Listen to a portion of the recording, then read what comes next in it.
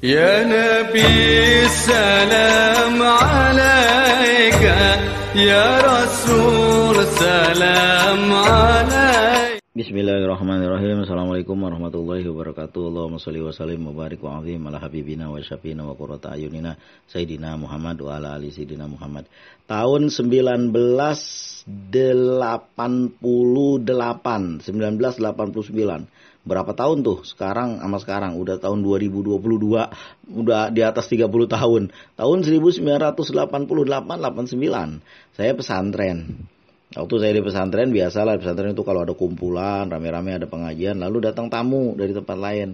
Nah, dulu tamunya Jojon, artis-artis, bahkan Cahyono, siapa lagi itu, tamu-tamunya itu artis-artis penyanyi-nyanyi sampai Dewi Hil juga ada. Itu dulu, dan yang lain-lain yang saya lupa itu Setiawan Jodi juga ada, yang lain-lain banyak dah. Nah, di antara itu Pak Yai bilang begini, orang-orang pada dihibur, ada yang lawak, ada yang segala macam lah itu, nyanyi juga nyanyi bernuansa Islam. Jadi Pak Yai berkata begini, idkholu surur itu pahalanya besar. Apa itu idkholu surur? Memasukkan kegembiraan di hati orang lain. Orang sedang sedih, mau teman curahan hati, curhat. Orang kan kalau udah hatinya udah gondok banget, dia nggak tahu lagi mau ngomong apa, mau ngomong sama siapa. Orang yang nggak dikenal dianggap bijak sama dia curhat begitu. Masalahnya, padahal dia juga tahu masalahnya bisa selesai sama dia sendiri. Cuman orang perlu curhatan. Saya punya satu kawan yang ketika itu, bagaimana ini Jal, dia bilang kan, ya sama aja obatnya, sama-sama dokter. Ya itu juga dia bilang kan, sama saya juga begitu. Tanya sama saudara, ini gimana ini? Ya padahal saya juga tahu cara penyelesaiannya, cuma saya tanya juga sama saudara. Memang seperti itu. Allahumma sholli wa sallim wa barik wa azim. Beberapa tahun kemudian, beberapa belas tahun atau puluh tahun kemudian, saya sedang kuliah belajar anatomi. Jadi guru saya, Pak Dokter bilang kayak gini, nanti di ruang kelas saya, waktu itu saya jadi KM. Nanti kalau kamu semua udah jadi dokter, dia bilangnya kan, nanti kamu akan disibukkan, apalagi kalau kamu dulu namanya PTT, kalau sekarang saya nggak tahu namanya apa. Nanti kalau kamu dinas di luar daerah, PTT, petugas tidak tetap, kalau zaman saya dulu, itu kamu akan ada di kampung dan masyarakat kampung akan menganggapmu orang paling pinter. Dan segala masalah masyarakat diadukan kepadamu. Contohnya saya nih, dia bilang, saya jadi dokter mulai dari masalah ceramah, masalah KB, sampai masalah orang kawin, saya dibawa juga. Diajak juga, undang juga Pak Dokter. Orang tahlilan, orang baca doa, itu Pak Dokter juga diundang. Dan itu beliau cerita sampai situ di ruang kelas saya waktu saya sedang belajar anatomi. Dan sekarang udah terjadi sama saya. Apa itu? Itu beliau itu waktu itu di daerah kampungnya doang. Lah saya di seluruh mana-mana orang yang tahu channel WA saya itu WA ibu-ibu yang suaminya kawin lagi, anak-anak gadis yang perasaannya gelisah aja gara-gara ngingat sama seorang laki-laki yang tadinya dia nggak inget. Apa ini ilmu pelet, Pak Ustadz?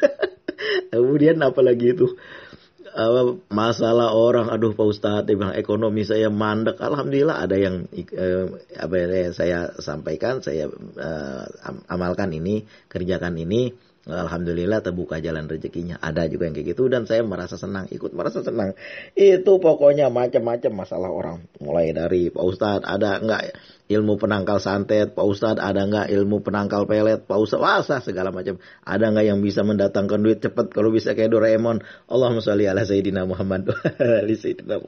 Itu dulu guru saya di ruang kuliah kedokteran. Itu waktu saya kuliah, beliau berkata, nanti kamu akan menghadapi masalah masyarakat ketika kamu dinas. Itu masalah masyarakat mulai dari masalah KB sampai masalah warisan, orang berebut warisan, kamu diundang juga Pak Dokter. Jadi lebih dari itu rupanya yang saya alami. Allahumma sholli ala Sayyidina Muhammad wa ala ali Sayyidina Muhammad. Cuma saya mau bilang gini sama ibu-ibu, abang-abang, kakak-kakak yang menghadapi masalah apapun, jangan lupa untuk menyerahkan kepada Allah. Tawakal ala Allah, tawakallah kepada Allah dalam segala hal. Apa itu tawakal? Tawadu, qanaah, itu takwa. Tawadu, qanaah, wirai dan yakin. Ini tawakal. Tawakal itu menyerahkan segala urusan kepada Allah setelah kita berusaha. setelah kita berusaha. Kadang-kadang saya kasihan juga dengan ibu-ibu. Sampai ada yang mau hampir kena tipu. Bahkan ada yang ketipu. Hati-hati ini. Jangan bahkan ikutlah kelompok ini, grup ini membayar. Bahkan ada yang dulu setiap Jumat itu wajib bayar 50.000. Kalau enggak nanti segini begitu. Mana ada orang yang kelompok grup sholawat lalu mengancam-lancap orang. Mana ada. Saya kasihan ngeliatnya yang kayak begitu kan. Ya kalau saya terima aja. Ya mau orang mau mengeluh apa kalau kita bisa. Kalau saya khususnya ada pengalaman saya sampaikan. Kalau nggak ada pengalaman ide-ide dari saya sendiri. Tapi lebih bagus ada pengalaman yang udah pernah saya lihat. Yang udah pernah saya rasakan. Yang udah saya saksikan dengan orang-orang di sekitar saya. Nah itu baru enak kita ngejawabnya. Kalau misalnya belum ada pengalaman. Kita berpegang pada, ya semua juga berpegang pada sunnah Rasulullah. Dan berpegang pada ayat-ayat yang Allah tuliskan di dalam Al-Quran.